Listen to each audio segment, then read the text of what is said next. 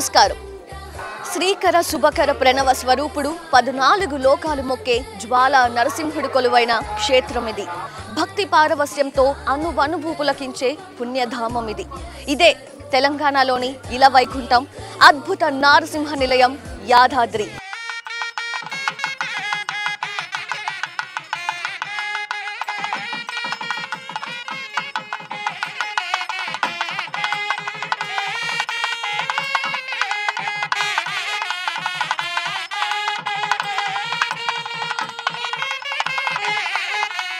యుగ యుగాల వైభవాన్ని, కొన్ని వందల ఏళ్ల చరిత్రను తరతరాలు గుర్తుంచుకునేలా రూపుదిద్దుకున్న శ్రీ లక్ష్మీ నరసింహస్వామి దేవస్థానం. రండి ఈ క్షేత్ర విశేషాలను తెలుసుకుందాం.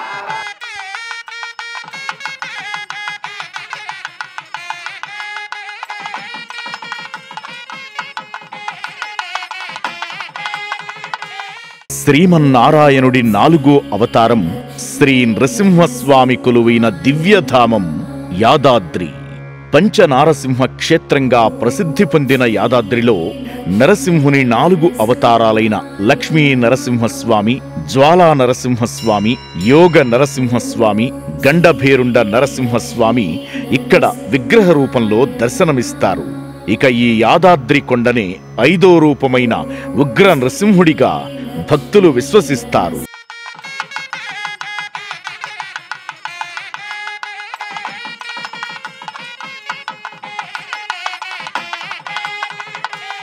స్వామి నృసింహ సకలం నృసింహ అంటూ సృష్టి సర్వస్వము శ్రీమన్నారాయణుడైన నారసింహుని లీలా విలాసంగా భావించి భక్తి ప్రపత్తులతో కొలుస్తారు భక్తులు.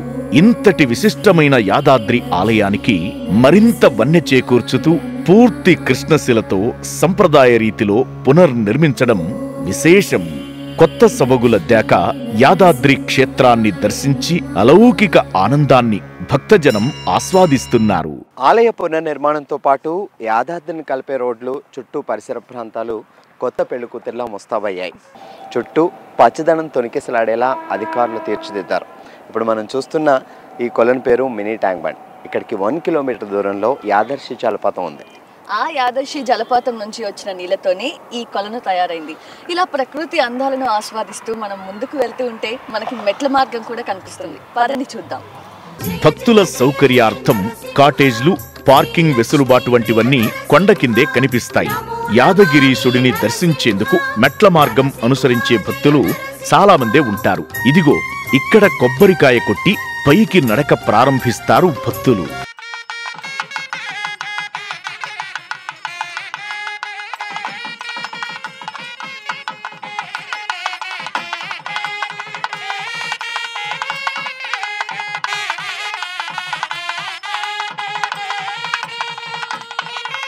ప్రధాన ఆలయానికంటే ముందు అందమైన కోనేరు, కళ్యాణకట్ట, అన్నదాన సత్రాలు కనిపిస్తాయి.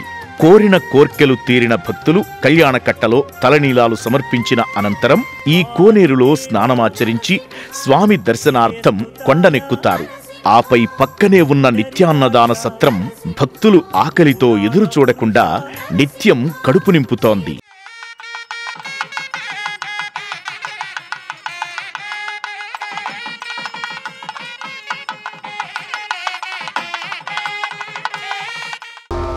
ఆధారశిల నుంచి గోపురం పై వరకు పూర్తిగా ఇక్కడ కృష్ణశిలతో నిర్మించడం, అది కూడా ప్రపంచంలోనే తొలిసారి కావడం ఈ యాదాద్రి ఆలయ విశేషం.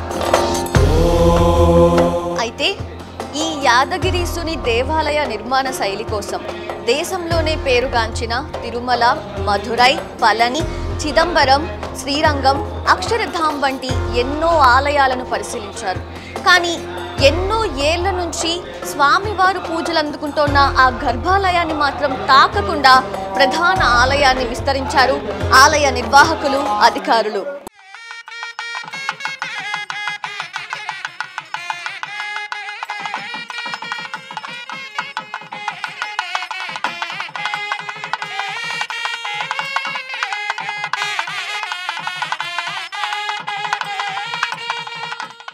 త్రితల రాజగోపురం నుంచి ఆలయంలోకి వెళుతుండగా ఐరావతాలు స్వాగతం పలుకుతూ కనిపిస్తాయి. స్వామి దర్శనం తరువాత క్షేత్రపాలకుడైన ఆంజనేయ స్వామిని దర్శించుకున్న భక్తులు తూర్పు వైపు బయటికి వెళ్లే సమయంలో కొద్దిసేపు కూర్చునేందుకు వీలుగా ఉండే దిమ్మెను ఏర్పాటు చేశారు. ఆలయంలోకి వచ్చేటప్పుడు తిరిగి వెళ్లేటప్పుడు రమణీయ దృశ్యాలను చూస్తూ భక్తులు పులకించిపోయేలా అణువణువు తీర్చిదిద్దారు. యాదాద్రి శ్రీ లక్ష్మీ నరసింహస్వామి ఆలయ నిర్మాణానికి 2 లక్షల టన్నుల కృష్ణశిలను ఉపయోగించారు. దేవాలయాల్లో అష్టభుజి ప్రాకార మండపాలు నిర్మించడం చాలా అరుదు. అతి కొద్ది దేవాలయాల్లో మాత్రమే అష్టభుజి ప్రాకార మండపాలు మనకు కనిపిస్తాయి. అయితే ఈ యాదాద్రీసుని ఆలయంలో నిర్మించిన ఈ మండపం ఏదైతే ఉందో చాలా అరుదైనది. భక్తులకు కనువిందు చేసేలా అష్టభుజి మండప ప్రాకార పైభాగంలో సాలహారాన్ని ఏర్పాటు చేశారు.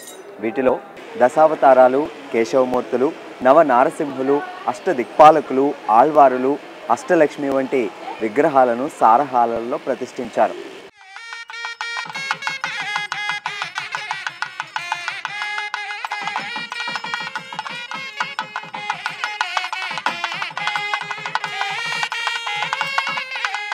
సప్తగోపురాలతో అలరారుతోంది యాదాద్రి క్షేత్రం.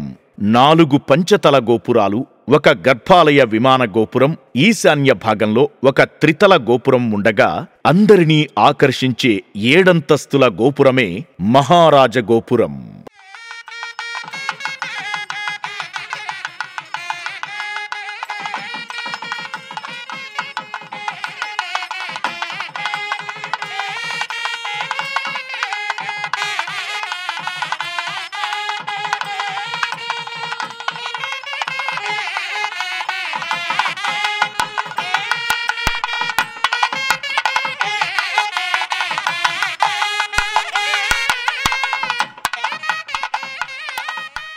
యాదాద్రి క్షేత్రంలో పడమటి రాజగోపురం ముందు భాగంలో నిర్మించిన మండపమే వేంచేపు మండపం.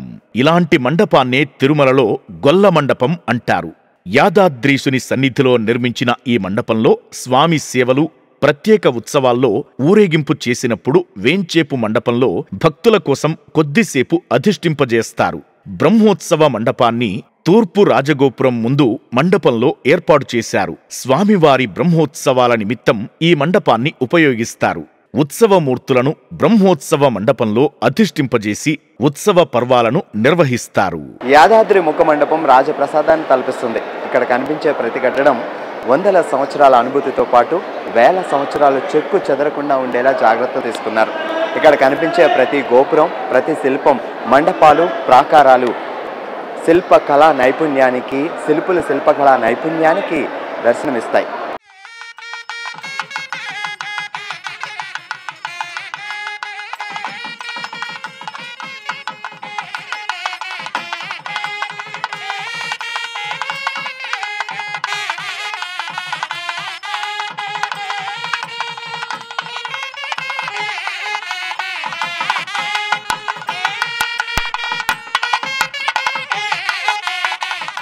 ఇదే స్వామివారి గర్భాలయం. సాధారణంగా దేవాలయాల్లో మూలమూర్తి తూర్పు ముఖంగా దర్శనమిస్తారు. కానీ ఈ యాదాద్రి లక్ష్మీ నరసింహస్వామి ఆలయంలో మాత్రం స్వామివారు దక్షిణాభిముఖంగా దర్శనమిస్తారు. అలానే గర్భాలయంలో కొలువై ఉన్నారు. ఎందుకలా? దానికి ఒక కారణం ఉంది. ఆ కారణం ఏంటి అంటే, ఇక్కడి ఆలయ గర్భాలయానికి దక్షిణాన పాతగుట్ట నరసింహస్వామి ఆలయం ఉంటుంది.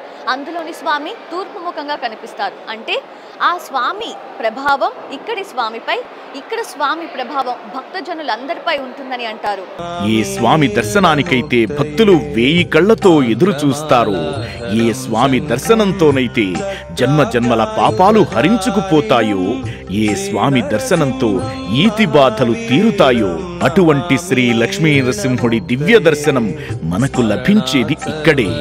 నమో నారసింహ గోవింద గోవింద అనే భక్తిపూర్వక నినాదాలతో మారుమోగే గర్భాలయ ప్రాంగణం ఆశాంతం మర్చిపోలేని అనుభూతులను మిగుల్చుతుంది.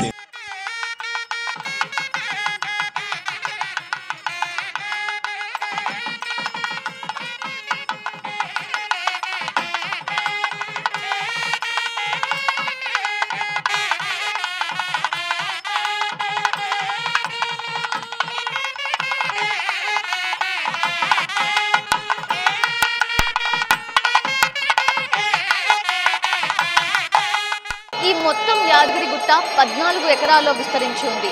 అందులో 2 ఎకరాల్లో పూర్తిగా నరసింహుడి ఆలయం నిర్మాణమై ఉంది. అయితే విశ్వకర్మ నిర్మించిన ఆలయం, రాజులు తీర్చిదిద్దిన గోపురం అంటూ మనం కొన్ని పురాతన ఆలయాల గురించి వింటూ ఉంటాం.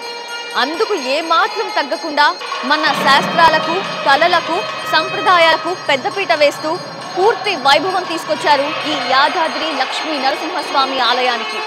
చూద్దాం.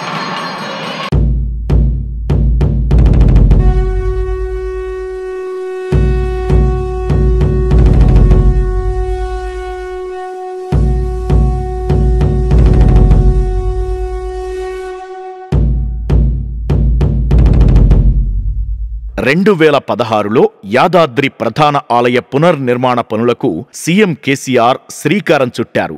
5 ఏళ్లలో ఈ ఆలయాన్ని శిల్పులు పూర్తి స్థాయిలో నిర్మించి కొత్త అందాల నడుమ భక్తులకు స్వయంభూ దివ్య దర్శనాన్ని కల్పించారు. 100 కోట్ల ఖర్చుతో శ్రీరంగం ఆలయం మాదిరిగా నల్లరాతి శిలతో యాదాద్రి ఆలయ నిర్మాణం జరిగింది. కృష్ణశిలగా ప్రసిద్ధి చెందిన ఈ నల్లరాయి ఎండాకాలం చల్లదనాన్ని, చలికాలం వెచ్చదనాన్ని ఇస్తుంది.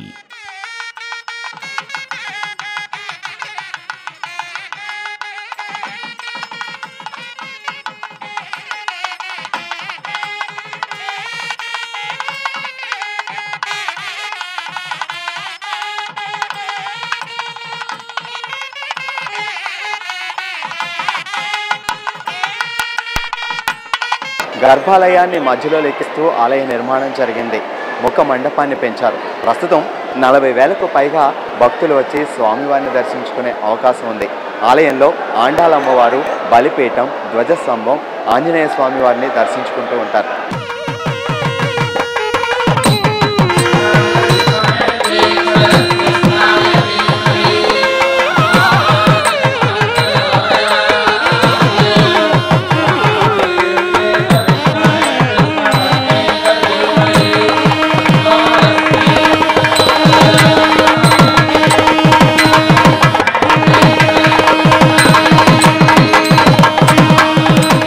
హనుమాన్ దర్శనం అనంతరం ఎడమవైపుకు మెట్లు దిగితే పుష్కరిణి, కుడివైపు కొన్ని మెట్లు దిగితే పర్వతవర్ధిని సమేత రామలింగేశ్వరుని ఆలయం కనిపిస్తాయి. మహాశివుడితో పాటు ఆ ప్రక్కనే గణేశుని ఆలయాన్ని మనం ఇక్కడ చూడొచ్చు. మామూలుగానే ఎల్లప్పుడూ ఆకట్టుకునే రామలింగేశ్వరాలయాన్ని ఏటా మహాశివరాత్రి, వినాయక చవితి వంటి పర్వదినాల్లో మరింత సుందరంగా తీర్చిదిద్దుతారు. ఇలా ఈ క్షేత్రంలో శివకేశవులు కొలువై ఉండటం మరో ప్రత్యేకత.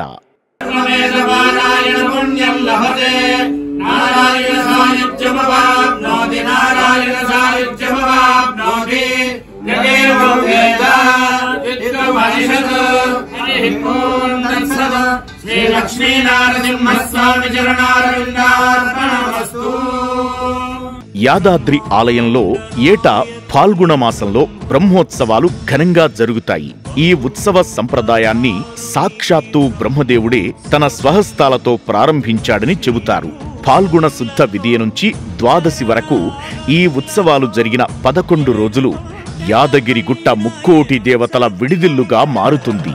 అందుకే సకల దేవతల్ని శాస్త్రోక్తంగా ఆహ్వానించి వేదోక్తంగా పూజలు నిర్వహించడం సంప్రదాయం. దానివల్ల క్షేత్ర మాహాత్మ్యం రెట్టింపవుతుందని అంటారు.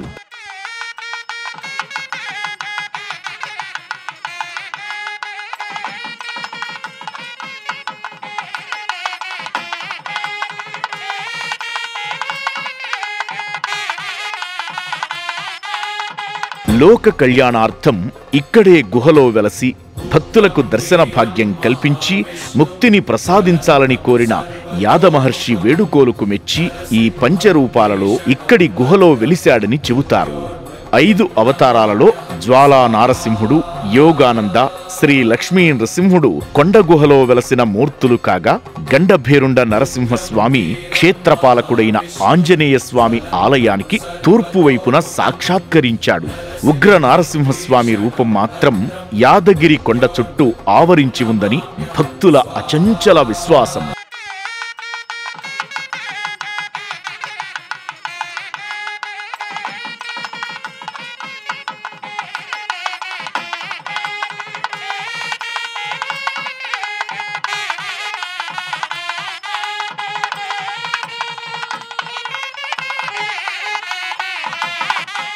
ఆ లక్ష్మీ నారసింహుని కృపా కటాక్ష వీక్షణాలు మనందరి మీద ఉండాలని కోరుకుంటూ నమస్కారం.